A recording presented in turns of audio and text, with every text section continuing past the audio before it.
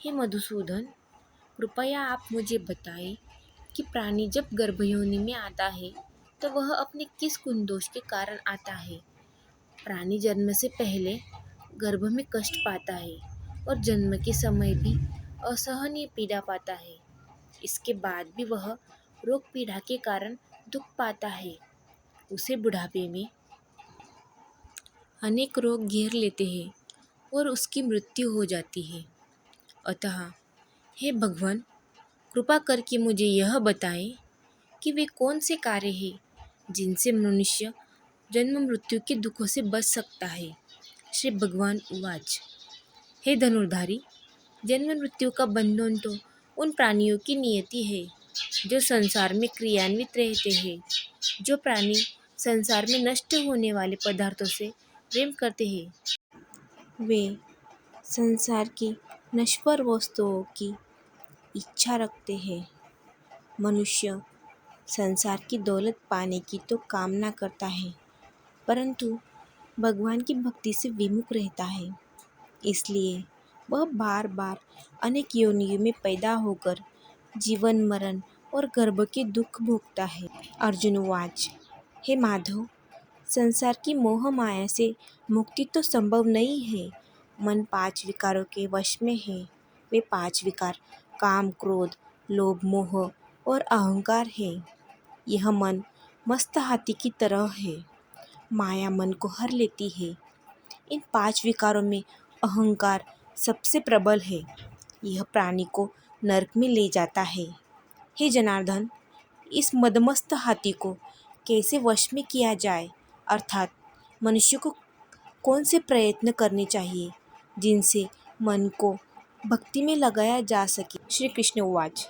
हे कौंतेय, जिस प्रकार मस्त हाथी को वश में करने के लिए महावत अंकुश का प्रयोग करता है, उसी प्रकार मन को काबू में करने के लिए ज्ञान रूपी अंकुश का प्रयोग अवश्य है।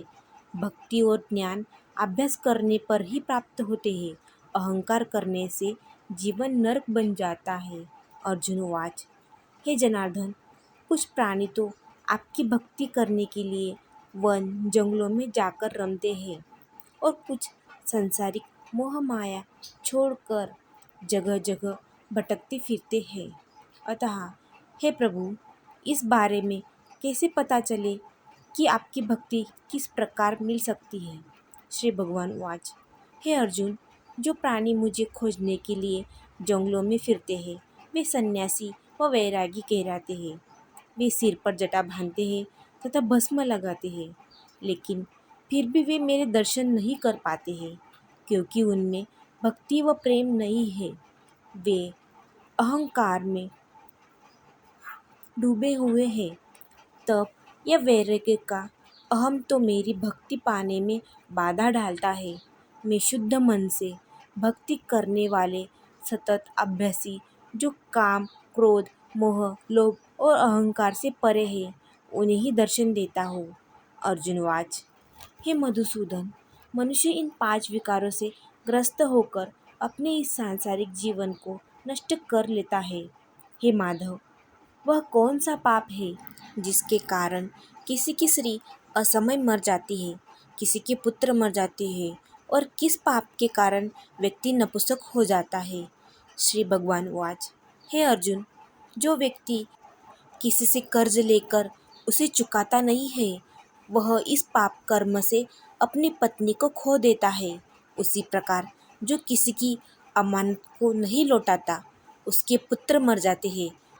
जो व्यक्ति किसी व्यक्ति को सहायता करने का वचन देकर भी समय पर उसकी सहायता नहीं करता, वह नपुंसक हो जाता है। यह सभी बड़े भयंकर पाप हैं। अर्जुनवाच। हे कृपा निधान, मनुष्य किस पाप के कारण हमेशा रोगी रहता है और किस पाप के कारण बोझा ढोने वाले गधे का जन्म पाता है। श्री तथा गधे का जन्म प्राणी को किस पाप कर्म के कारण मिलता है। मनुष्य किस कुकर्म के फलस्वरूप जघन्य पशु बनता है। श्री कृष्णवाच। हे धनुर्धारी, जो मनुष्य अपनी कन्या को बेच देता है, वह हमेशा रोगी रहता है। जो अभक्ष्य भोजन करता है और विषय विकार के लिए मदिरा पान करता है, वह गधे का जन्म पाता है। जो झूठी गवाही देने वाला होता है वह स्त्री का जन्म पाता है। जो भोजन बनाकर पहले स्वयं खा लेते हैं बाद में भगवान को दान करते हैं वे बिल्ली सूकर की योनि को प्राप्त करते हैं। अर्जुन उवाच हे कृपानिधान, इस संसार में जिन प्राणियों को आपने धन दौलत प्रदान की है और उत्तम वाहन दिए हैं उन्होंने कौन से पुण्य किए हैं। श्री भगवान उवाच हे धनंजय, जो उत्तम रीति से पात्र को स्वर्ण दान करता है वह उत्तम वाहन और धन धान्य प्राप्त करता है।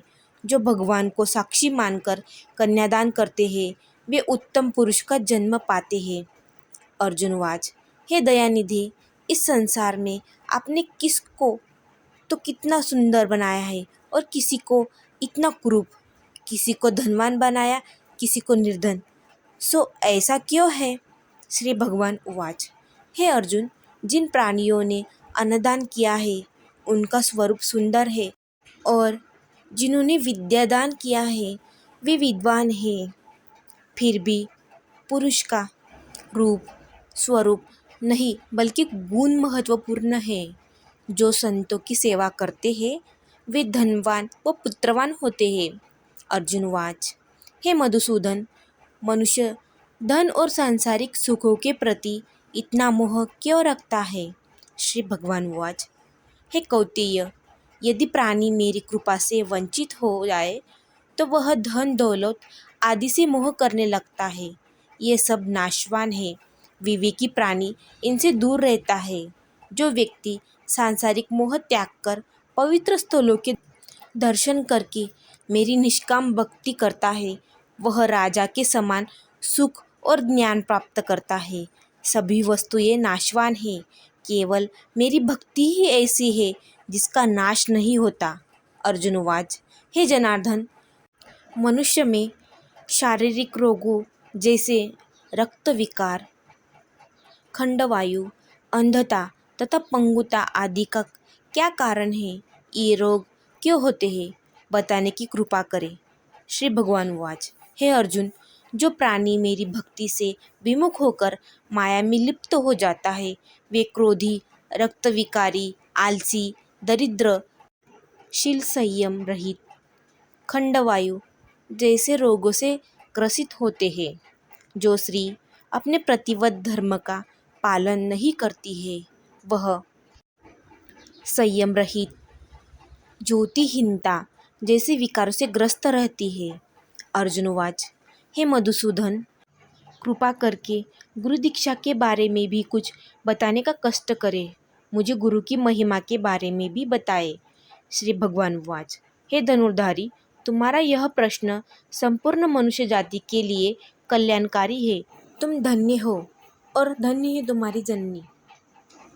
हे पार्थ, ब्रह्मचारी और संयमी पुरुष जो ईश्वर भक्ति और परोपकार में लगा हो उसे ही गुरु बनाना चाहिए।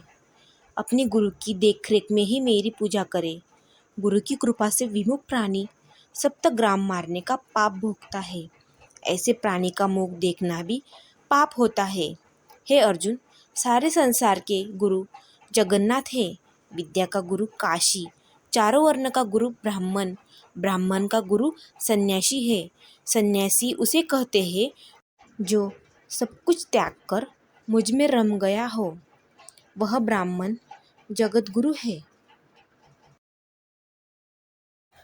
जो गुरु का भक्त है वह मेरा भक्त है। जो गृहस्थ गुरु से विमुख होता है वह चांडाल के समान है। जिस जगह मदिरा का भांड हो उस स्थान का गंगा जल भी अपवित्र होता है। इसी तरह गुरु से विमुख व्यक्ति का भजन भी अपवित्र होता है। उसके सभी कर्म निष्फल है। ऐसा व्यक्ति कुकर, सुकर, गर्दभ, काक इन योनियों को पाता है। वह अजगर, सर्प के समान आलस्य में डूबा तिरस्कार पाता है। हे कौंतेय, गुरु दीक्षा के बिना प्राणी का उद्धार संभव नहीं है। जो गुरु की सेवा करता है उसको कई अश्वमेध पुण्य का फल मिलता है। हे अर्जुन, जो प्राणी तुम्हारे संवाद को पढ़ेंगे और सुनाएंगे, वे गर्भ के दुखों से बचेंगे। वे नरक की 84 योनियों के झंझट, जन्म मरण से बचेंगे। इति श्री गर्भगीता संपूर्ण।